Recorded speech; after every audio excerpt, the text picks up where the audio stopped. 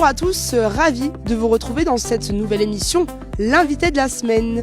Aujourd'hui, nous sommes ici au couvent de la Chambre avec André. Bonjour André. Bonjour.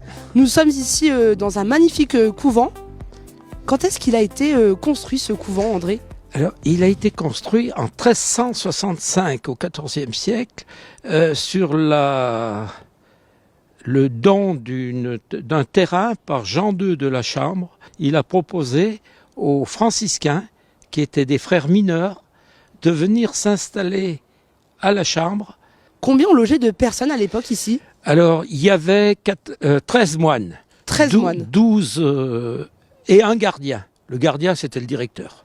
Donc c'était un vrai lieu de vie, hein ? C'était un vrai lieu de vie. Ils étaient au couvent le soir pour loger, mais ils remplissaient leur mission d'évangéliste dans les différents contrées de la Maurienne. Et donc dites-moi André, comment ce lieu est tombé à l'abandon ? Ah, c'est une longue histoire. C'est la Révolution française, la vente des biens nationaux. Eh ben, il a été racheté par des agriculteurs. D'accord. Et bon, ben, ils l'ont équipé pour qu'il convienne à leurs besoins.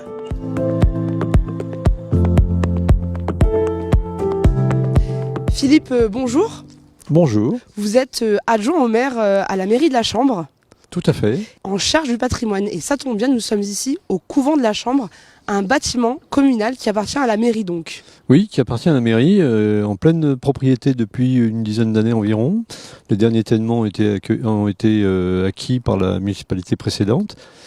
Et ensuite, donc 2021, il y a eu une procédure d'inscription au monument historique. Le couvent est un monument inscrit depuis octobre 2021. Pour l'instant, pour la mairie, c'est bien ça l'objectif, c'est de consolider, de sécuriser. Il ne faut pas y aller trop vite parce que derrière, bien sûr, il y a le financement qui compte. Et d'où notre présence aujourd'hui suite au lancement de la campagne de collecte de dons pour la Fondation du patrimoine. Il est bien évident que la mairie, une mairie comme celle de la Chambre, ne peut pas financer des travaux d'une telle ampleur. Et voilà. Est-ce que la mairie pourrait avoir des aides de l'Europe ou des aides du département vu que c'est un magasin ? Alors, la mairie espère bien avoir des aides européennes, des aides de l'État via la DRAC, des aides éventuellement départementales. Mais tout au plus, ces aides publiques ne représenteront que maximum 80% des travaux. On n'a pas le droit de financer au-delà de 80% via des financements publics. Et il nous faut aller justement à la recherche des 20% restants parce que même si c'est que 20%, c'est encore trop gros pour un budget comme celui de la commune de la Chambre.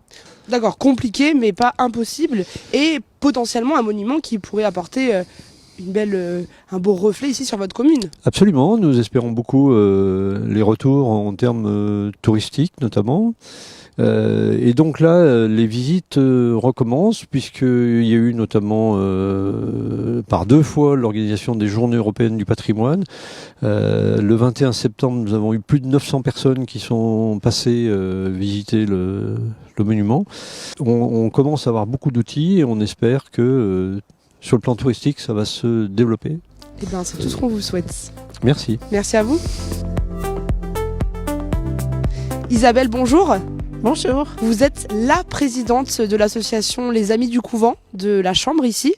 Aujourd'hui, vous participez à une récolte de fonds. Est-ce que vous pouvez m'en dire un petit peu plus, s'il vous plaît ? Nous avons atteint une étape, je dirais, cruciale, puisqu'enfin, la Fondation du patrimoine a accueilli notre demande de nous soutenir en acceptant cette collecte nationale de dons via la Fondation du patrimoine. C'est une collecte qui permet aux personnes qui sont imposables, aux entreprises aussi, aux commerçants, de pouvoir bénéficier d'une défiscalisation de 75%. Ça va être formidable. On a déjà des fonds qui sont arrivés sur le site de la Fondation du patrimoine pour nous. Vous l'avez lancé seulement à quelle date déjà ? Il y a pas très longtemps, c'était fin novembre. Oui, elle est partie fin novembre et c'est samedi que nous avons organisé le lancement officiel au sein du marché de Noël. La collecte peut durer 3 ans, mais c'est maintenant dont on a besoin des fonds, puisqu'en 2026, la commune commence les travaux. Donc il est vraiment important qu'on soit soutenu très vite. Où est-ce qu'on peut donner de l'argent pour cette cause? Alors il est simple d'aller sur Internet, pour beaucoup de personnes aujourd'hui, et d'aller sur le site de l'association couventdeLaChambre.fr. Et sur la première page, on voit la page d'appel à dons.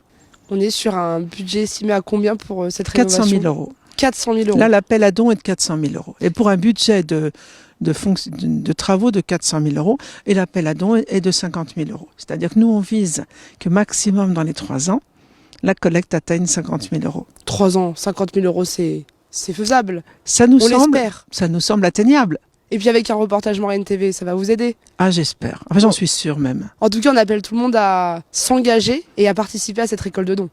Merci beaucoup. C'est très important pour nous, vraiment. Merci à vous, Isabelle, de soutenir un beau projet comme ça, car c'est le patrimoine français qui est en jeu aujourd'hui.